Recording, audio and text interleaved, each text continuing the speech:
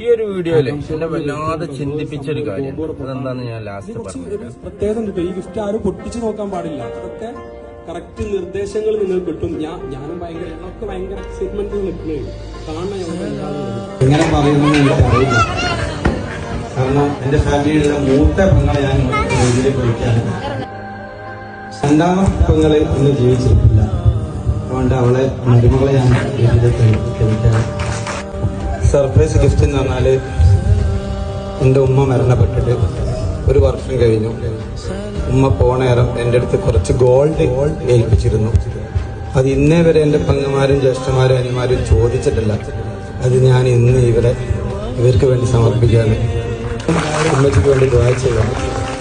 അന്ന് കുറച്ച് ഉമ്മച്ചി റബ്ബന സഗീറ. ഇത് ഉമ്മന്റെ ഒരു മുതലാണ്. നിങ്ങളെ മരണം വരെ ഇത് മകളുടെ കല്യാണ ദിവസം ഒരു ജ്യേഷ്ഠൻ സ്വന്തം പെങ്ങന്മാർക്ക് കുറച്ച് സർപ്രൈസ് ഗിഫ്റ്റ് കൊടുക്കുകയാണ്. ഗിഫ്റ്റ് എന്താന്ന് വെച്ചാല് അവരുടെ ഉമ്മാന്റെ കുറച്ച് ഗോൾഡാണ്. ആ കയ്യിൽ പറയുന്നുണ്ട്, ഈ എന്റെ ഉമ്മ മരണപ്പെടുന്ന സമയത്ത് എന്റെ കയ്യിൽ ഏൽപ്പിച്ച കുറച്ച് ഗോൾഡാണത്. ഇതെന്റെ ജ്യേഷ്ഠന്മാരോ പെങ്ങന്മാരോ ഇതുവരെ എന്നോട് ചോദിച്ചിട്ടില്ലാന്ന്. എന്നെ സ്ട്രൈക്ക് ചെയ്ത വാക്കതാണ്. ഒരു തുണ്ട് ഭൂമിക്ക് വേണ്ടിയിട്ട് സ്വന്തം കൂടപ്പറപ്പിനെ പറയാൻ പാടില്ലാത്ത വാക്കുകളും അല്ലെങ്കിൽ വെട്ടിക്കൊല്ലാൻ പോലും മനസ്സുണ്ടാവുന്ന ആളുകൾക്കിടയിലാണ് ഇങ്ങനെ ഒരു കാര്യമുള്ളത്.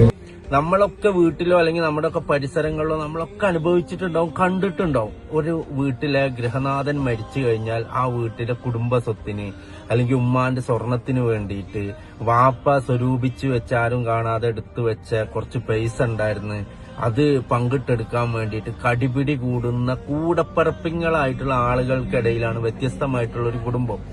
നിങ്ങളുടെ കുടുംബം ഉണ്ടല്ലോ, എനിക്ക് ഏറ്റവും സന്തോഷം തോന്നിയൊരു കാര്യം എന്താന്ന് വെച്ചാൽ, നിങ്ങൾ ആ സ്വർണം എന്താ ചെയ്തെന്ന് ജ്യേഷ്ഠനോട് ഒരിക്കൽ പോലും ചോദിച്ചില്ല എന്ന് ജ്യേഷ്ഠൻ പറയുന്നുണ്ടോ.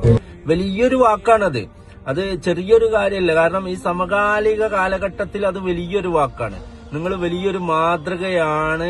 ഈ സമകാലിക കുടുംബ കലഹങ്ങൾ നടത്തുന്ന കുടുംബങ്ങൾക്ക് നിങ്ങൾ വലിയൊരു മാതൃകയാണ്. നിങ്ങളിൽ നിന്ന് ഒരുപാട് പഠിക്കാനുണ്ട്. ആ വാക്കിൽ നിന്ന് ഒരുപാട് പഠിക്കാനുണ്ട്. എനിക്ക് ഈ ഒരു 3 മിനിറ്റിന്റെ ഉള്ളിൽ അല്ലെങ്കിൽ 2 മിനിറ്റിന്റെ ഉള്ളിൽ പറഞ്ഞു തീരാൻ കഴിയാത്ത, വ്യാഖ്യാനിക്കാൻ കഴിയാത്ത വിധം നിങ്ങളുടെ കുടുംബത്തിൽ നിന്ന് പല കുടുംബങ്ങളും പലതും പഠിക്കാനുണ്ട് എന്ന് വലിയൊരു സത്യമാണ്.